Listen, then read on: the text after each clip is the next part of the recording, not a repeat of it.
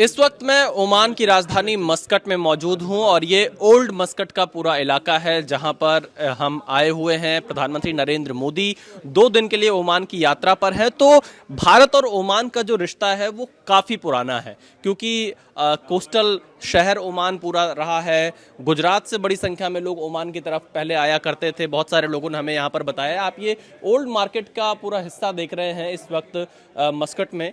हमारे साथ बहुत सारे यहाँ पे भारतीय भी हैं जो लंबे समय से आए हुए हैं, यहाँ पे कामकाज कर रहे हैं। सबसे पहले आपको यहाँ की कुछ तस्वीरें मैं दिखा देता हूँ, जो ओल्ड मस्कट की तस्वीर आप देख लीजिए। ये मार्केट है, यहाँ पर लोग आते हैं घूमने के लिए, शॉपिंग करने के लिए, और पूरा आपको ऐसा लगेगा कि जो पुराना मस्कट एक ज़माने में हुआ करता था वो आज भी यहाँ पर संरक्षित करके रखा हुआ है। बहुत सारे भारतीय हमें यहाँ पर मिले।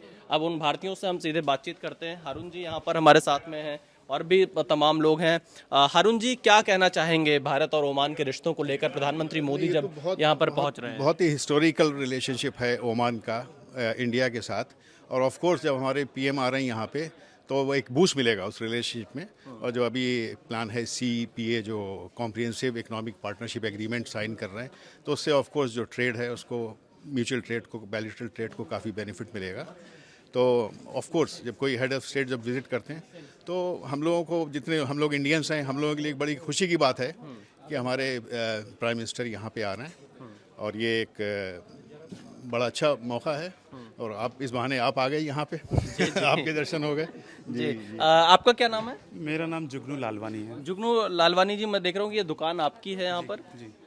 कितने सालों से आप ओमान में रह रहे हैं, मस्कट में रह रहे हैं? कब आए थे यहाँ? मैं 92 में आया था। हाँ, कैसे आए थे? मेरे बड़े भाई साहब यहाँ पे थे, वो 90s में वो यहाँ आए थे। हाँ। उसके बाद 92 में मैं यहाँ आया और तब से मैं यही हूँ। अच्छा, अभी कैसा है भारत और ओमान का रिश्ता? लोगों के बीच में कैसे संपर्क है? बहुत ही अच्छे संबंध है। यहाँ के लोकल लोग बहुत ही सपोर्टिव हैं, बहुत अच्छे लोग हैं, उनका स्वभाव बहुत अच्छा है। और हम जैसे हिंदू कम्युनिटी से हैं, मगर फिर भी हमें कोई किसी तरह की कोई दिक्कत नहीं है।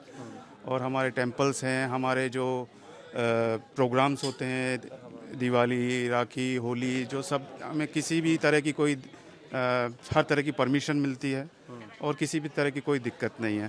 स्पेशली अभी इन 15 सालों से जब से मोदी जी आए हैं, इन्होंने हमें बहुत ही गौरवान्वित महसूस करवाया है, क्योंकि ये जब से ये आए हैं बहुत ही स्पेशल हैं। और हमें बहुत गर्व महसूस होता है हमारे प्रधानमंत्री जी के ऊपर, और हमें स्पेशल महसूस करवाया स्पेशली इन 10-12 सालों में। अभी हम अच्छा हारून भाई, मैं आपसे थोड़ा जानना चाहूँगा कि यहाँ की हिस्ट्री क्या रही है, कैसे भारतीय यहाँ पर बड़ी तादाद में पहुँचे हैं? पहले से बहुत पुराना old deep rooted trade relations हैं, सेंचुरीज ओल्ड है। कच्छ से बेसिकली मेनली जो ट्रेड होता था वो कच्छ गुजरात से हुआ करता था यहाँ पे।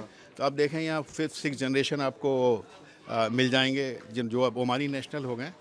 तो इनका तो बहुत एक तरह से, चूँकि इंडिया के साथ प्रॉक्सिमिटी, ओमान की लोकेशन ऐसी है, तो एक तरह से ये पूरा रिलेशनशिप बहुत ओल्ड रिलेशनशिप चल रहा है। बल्कि अर्ली 70s तक तो यहाँ इंडियन करेंसी चला करती थी। हाँ। जी जी, इंडियन करेंसी थी। और बहरहाल ये कि तब से रिलेशनशिप कंटिन्यू अच्छे ही हैं ओमान और इंडिया के। तो one of the best deep rooted जिसको कहना चाहिए वो ओमान और इंडिया का रिलेशनशिप है जी।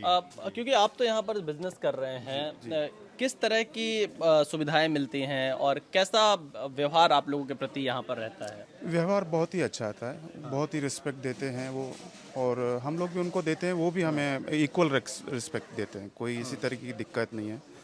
बाकी जैसे इन्होंने कहा था कि 70s में इंडियन करेंसी चलती थी, ये बात बिल्कुल सही है। तब इस इलाके में लाइट भी नहीं हुआ करती थी। अच्छा। बाहर का जो इलाका है ना, यहाँ पूरी बिल्डिंग्स नहीं हुआ करती थी। जो लोकल्स हैं वो यहाँ छोटे तंबू ये पूरा वगैरह, इलाका में थोड़ा चलते हुए दिखाएंगे आप? आइए, तंबू, बातचीत करते हैं। बाहर की तरफ जो मार्केट आपने देखना, बड़ी बिल्डिंग्स है, वहाँ तंबू लगा के वो ज़मीन पे बेचा करते थे। अपनी वेजिटेबल्स वगैरह बेचते थे और फिश वगैरह वो यहीं पे सेल करते थे। बाहर जो कॉर्निश वाला एरिया है ना, जहाँ पे समुद्र का किनारा है, वहाँ पे। अच्छा, थोड़ा हम इन टोपियों के बारे में भी आपसे जानना चाहेंगे, कुछ अगर इनकी क्या खासियत है। आप क्योंकि हम इस वक्त ओल्ड मस्कट के एरिया में हैं और आप देखिए ये लोग यहाँ पर घूमने आते हैं। कुछ खासियत है ओमान की, मस्कट की, और इन टोपियों की भी कहानी हम इनसे जान लेते हैं। उससे पहले आपको ये तस्वीरें दिखाते हैं। इसे आप देखिए। प्रधानमंत्री मोदी 2 दिन की यात्रा पर हैं, लेकिन भारत और ओमान के सांस्कृतिक रिश्ते, व्यापारिक रिश्ते बहुत पुराने हैं और उसी की जड़ें यहाँ पर देखने को मिलती हैं। जी ये टोपी जो है इनके कल्चर को दर्शाता थोड़ा है। ऊपर ऊपर कर इसमें जो डिज़ाइनें बनी हुई है ये अलग अलग जो पार्ट हैं ओमान के, जैसे सोहार है या बिदाया है या सलाला है, इस तरह की ये एम्ब्रॉयडरीज वगैरह अपने हाथों से बनाते हैं। ये हालांकि मशीन मेड है, मगर ये इसकी हाथ की बनी हुई भी आती है जो यहाँ के लोकल लोग बनाते हैं। और वो काफ़ी एक्सपेंसिव होती है क्योंकि उसमें काफ़ी मेहनत लगती है, धागा लगता है। और जो है हर तरह की साइज़ है, इवन न्यू बॉर्न बेबी से लेके हर साइज़ की मिल जाती है मार्केट में।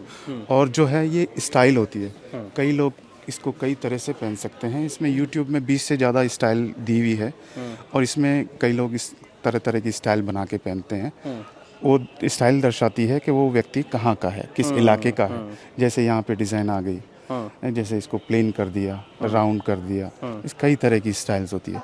इसके बाद जो इनके ऊपर ये इस तरह के मुसार पहनाए जाते हैं जो ऑफिशियल्स यूज़ होते हैं ना, ये मिनिस्ट्री वगैरह में हाँ हाँ ये वही मिनिस्ट्री वगैरह में इस तरह के मुसार यूज़ करते हैं। इसको मुसार कहा जाता है। इसमें हाथ के भी बने हुए होते हैं, मशीन के भी बने हुए होते हैं। हाँ हाँ।